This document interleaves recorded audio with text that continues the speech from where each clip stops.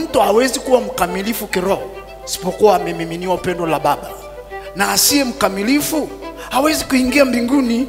Haijalishi ukimkuta mtu hivi unamsoma kama kitabu, haijalishi ukikutana na mtu hivi unaona mpaka mambo yake ya vizazi 10 nyuma yake, usijisifie kwa hilo. Sifa za mwana wa Mungu ziwe ni kufanana na baba yake.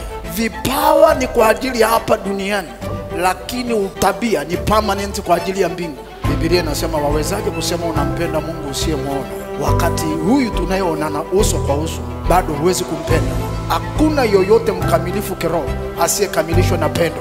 Adui akitaka kukunyima ukamilifu, moja ya kitu atakachotili nacho ni kuhakikisha kwamba anashusha gauge ya upendo mpaka kuifikisha mahali pa wewe kuondoka kwenye ukamilifu mbele za Bwana. Kila aliye na pendo la Baba ni mkamilifu mbele za Baba. Kifungo cha ukamilifu wa mtu kiroho ni kiwango cha pendo la Mungu linalofanya kazi ndani yake. Kwa hiyo shetani akitaka kukuhamisha kwenye ukamilifu, atakuhamisha kwenye upendo. Anaweza akakuachia mambo mengine yote, kwa sababu anajua mambo mengine yote hayatakupeleka mahali, mambo mengine yote hayatakusimamisha hukumuni.